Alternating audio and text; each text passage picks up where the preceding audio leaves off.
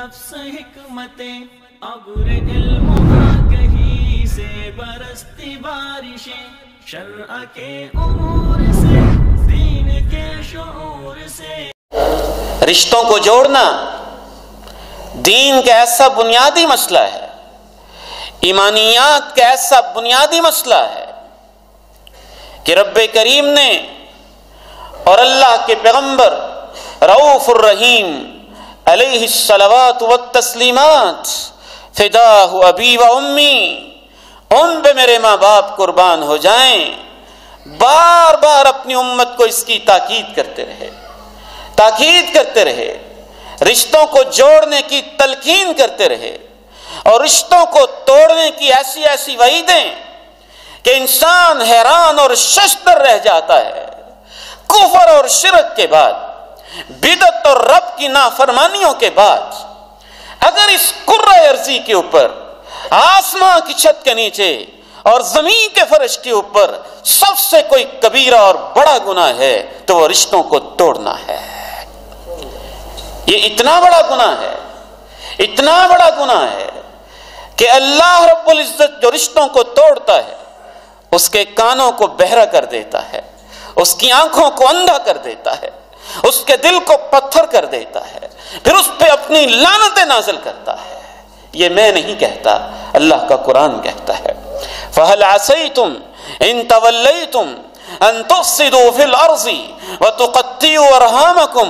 لوگوں تمہیں کیا ہو گیا ہے؟ اگر تمہارے پاس اقتدار آ جائے، اگر تمہارے پاس اختیار آ جائے، اگر تمہارے پاس اتھارٹی آ جائے تو کیا تمہارے مزاج، تمہاری طبیعتیں ایسی ہیں کہ زمین میں فساد کرو گے اور پھر تم رشتوں کو توڑو گے، رشتوں کو کاٹو گے؟ یاد رکھو، اگر تم نے رشتوں کو کاٹا، اولئک الذین اصمہم، یہی وہ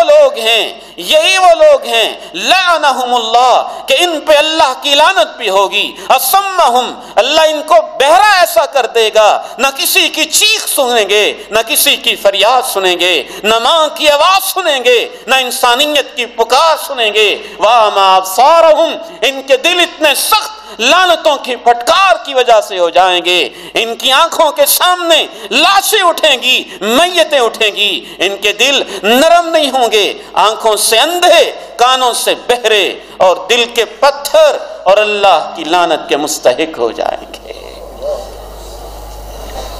جب کوئی بندہ لعنت کا مستحق ہو جائے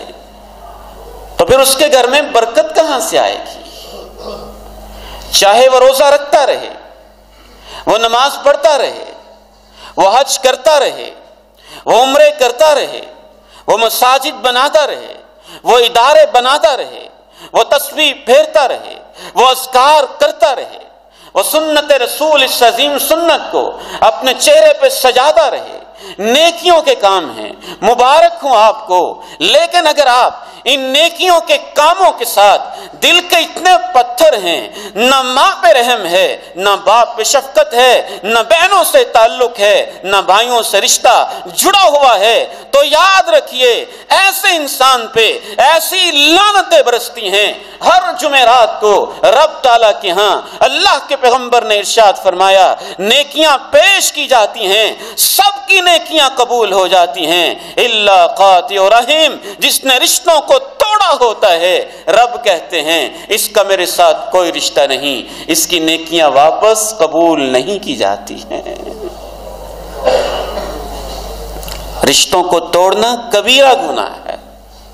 کبیرہ گناہ ہے، بہت بڑا گناہ ہے۔ میں تو اس آیت پہ سوچ سوچ کے حیران ہوں کہ رب تعالیٰ نے اسے کتنا کبیرہ گناہ کہا جس سے ہم آسانی سے ہضم کر جاتے ہیں۔ لعنت کا بھی تذکرہ، کانوں کو بہرا کرنے کا تذکرہ، آنکھوں کو اندھا کرنے کا تذکرہ، اعمال کے قبول نہ ہونے کا تذکرہ، رشتوں ناتوں سے رب کریم کو اس قدر محبت ہے۔ قیامت کا دن ہوگا، میدان محشر ہوگا، لوگ پریشان ہوں گے، 50,000 سال کا دن ہوگا، رب تعالیٰ کی عدالت لگی ہوگی، جہنم کے بھڑکتے شعلے ہوں گے، بال سے باریک تلوار کی دھار سے تیز پل صراط ہوگی۔ صحیح مسلم میں اللہ کے پیارے نبی ارشاد فرماتے ہیں پل صراط سے گزرنے کی باری آئے گی، ترسل الامانۃ والرحم علی جنبتی الصراط،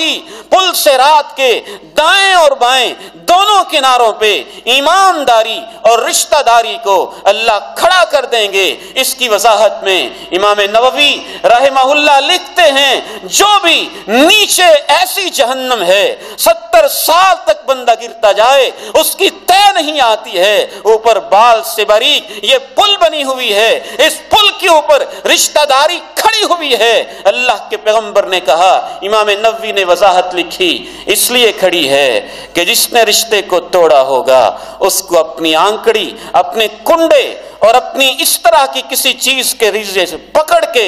ایسے گھسیٹ گھسیٹ کے نیچے پھینک دے، نہیں گزر پائے گا، نہیں گزر پائے گا۔ رشتہ داری تو اللہ کے عرش کے ساتھ آج بھی لٹکی ہے، آج بھی لٹکی ہوئی ہے۔ لہا لسان ذلک طلق، تیز اس کی زبان ہے، تیز اس کی زبان ہے، اور اللہ سے کہہ رہی ہے اللہ تو نے مجھے پیدا کیا،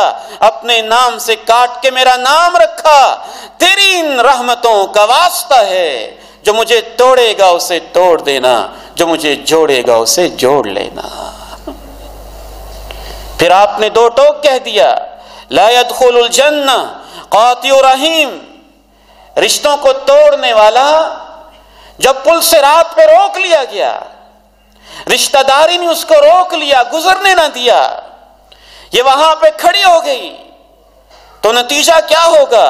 لا يدخل الجنہ قاطع رحیم، یہ ظالم انسان اللہ کی جنتوں میں داخل ہونے کے لائق نہیں ہوگا،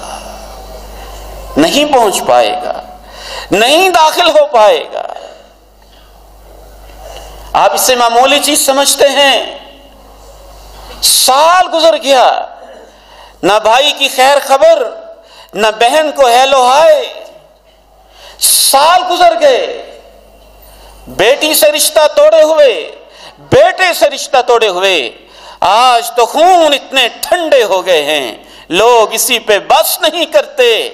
کل ہی ایک شخص رو رہا تھا، مجھے کہہ رہا تھا میرے بیٹے نے میرے خلاف مقدمہ کیا ہوا ہے، کہتا ہے باپ نے ساری زمین تو ہمارے نام پہ لگا دی ہے، اب اس کا ہماری زمینوں جائیدادوں سے کوئی تعلق نہیں ہے۔ انسانوں کو کیا ہو گیا ہے؟ یہ کس بستی کے باسی ہیں؟ ان کے سینوں میں کیا ہے؟ دل نہیں پتھر ہیں، خون نہیں کچھ سفید پانی ہے، جذبات نہیں درندگی ہے، احساس نہیں مردہ ضمیری ہے۔ تائیس عبد الدینار وعبد الدرہم وعبد القطیفہ وعبد الخمیسہ، اللہ کے پیغمبر نے کہا ستیاناس ہو جائے اس شخص کا جو درہم کو پوچھتا ہے، دینار کو پوچھتا ہے، چادر کو پوچھتا ہے، اور ان چیزوں کو، کپڑوں کو پوچھتا ہے۔ ہم زمین اور جائیداد کے پجاری ہو گئے، ہم نے مقدمے دائر کر دیے اور ہم سمجھے کہ ہم جیت جائیں گے۔ اور میرے بھائیوں، میرے بزرگوں، میری ماں، میری بہنوں، میری بیٹیوں، اس بندہ فقیر کی بات کو دلوں کی تختیوں پہ نوٹ کرنا، رشتوں میں جیت اور ہار نہیں ہوتی ہے، یہاں ہر صورت میں رشتہ ٹوٹ گیا تو ہار ہار ہی ہوتی ہے۔ آپ اللہ سے جیتنا چاہتے ہیں،